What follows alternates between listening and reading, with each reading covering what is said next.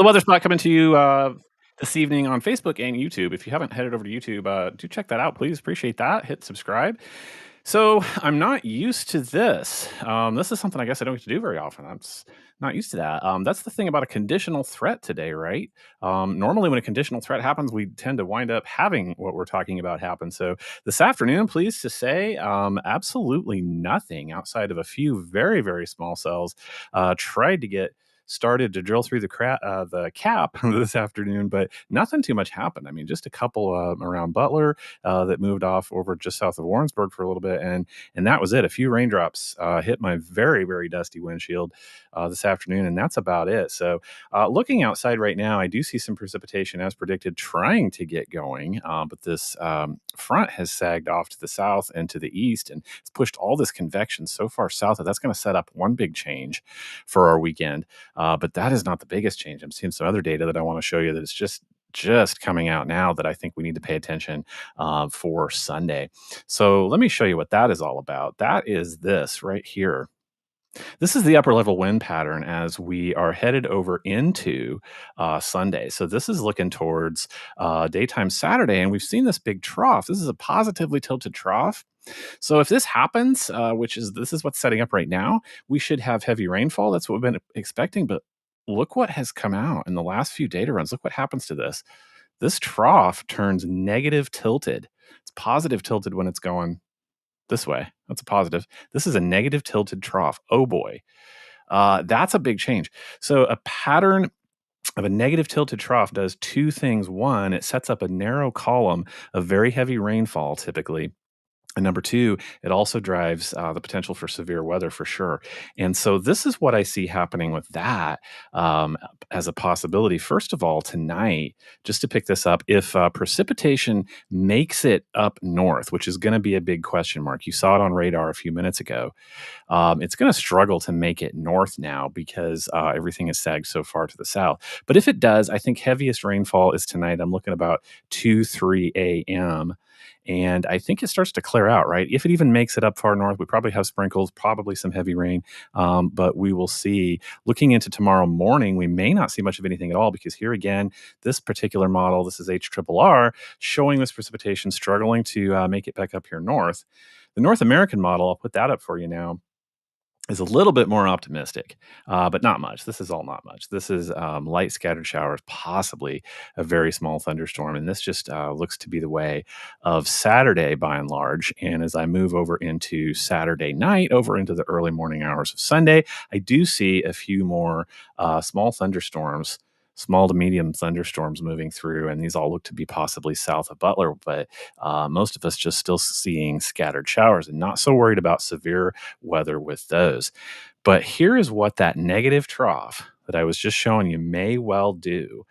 This is our first look at this data, so we have a ways to go, but um, possibly one line of thunderstorms sets up over here in southeast Kansas. But look what happens to it. It looks like that starts to gust out, but it's not done yet. These negative troughs can be unrelenting. So what may set up, this is looking like the 1 a.m. hour, possibly on Sunday. So maybe you get in some Sunday morning activities, moving about safely, and won't be so much outside, won't be dry, but it won't be severe. But look at this by 1 o'clock. So now I'm up to possibly the 2 o'clock hour, and this could move up. So we're going to call this lunchtime or afterward on Sunday. But look what happens now, possibly by 2, 3 p.m. This is approaching quasi-linear structure for this line of thunderstorms moving through, impacting all of our area. So that is a big significant change. So with this negative tilted trough, all modes of severe weather become possible. So I'm talking about very strong, damaging winds and large hail. But here's our big rain column that I was talking about, right? So down here, we've already picked up possibly 1, 2 inches of rain. And now we have these very heavy downpours. So we're really going to watch the southern portions of our forecast area for flooding concerns, not just so much because of this particular system, but because of what was already there and what's being added to that. So, because of that, here is the severe weather outlook for Sunday as it sits right now. But I got to wonder. I just showed you the line that moves through around state lines. So right now, they have us all on a marginal risk for most of our area, right? Over here, Ottawa and west, you're just in thunderstorms. That's where everything takes shape, right? But looks like Paola and to the east, we're into the marginal risk. So the slight risk doesn't pick up until just the other side. It looks like Warrensburg, right? So Cass County's not even in that.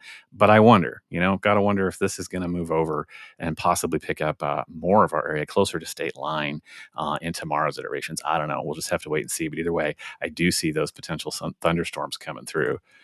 One other weird thing, just because I already decided to go ahead and do a live stream, look at tomorrow's temperatures because of what has set up today. So you won't see this very often. We actually have high temperatures up here in northwest Missouri.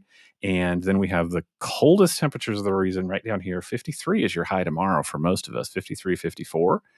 And then back down on the other side of this front, which is going to turn around and press back through as a warm front later, 63, 64. So we have a cool zone that stretches right through. That's your high temperature for tomorrow. I just wanted to show you that. For Sunday, picks back up, though. I'm seeing 66 to 67 for high temperatures on Sunday when all that comes through.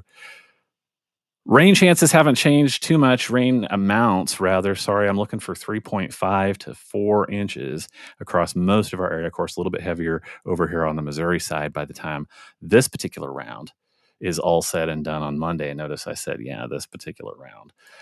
Because, so the cold front pops us back down for Saturday, 54 for a high with 49 for a low. So not much change that day. Sunday, we do pop back up by Monday, 70. Tuesday, 77. But these are our 2 dry days, I think, Monday and Tuesday, because I see chances returning Tuesday night. Not sure how strong they are yet, but Tuesday night precipitation actually looks to linger through the end of the week. So, hey, but we do get a little break at least, right? So we're obviously going to keep an eye on all things. Sunday, I expect the rain to come in tonight. I think, honestly, it's probably just good sleeping weather. We have some light rain, heavy at times, probably some thunder. We're going to be paying attention to Sunday, as I said. I appreciate you joining me. We will keep an eye on all this, and I will talk to you later. See ya.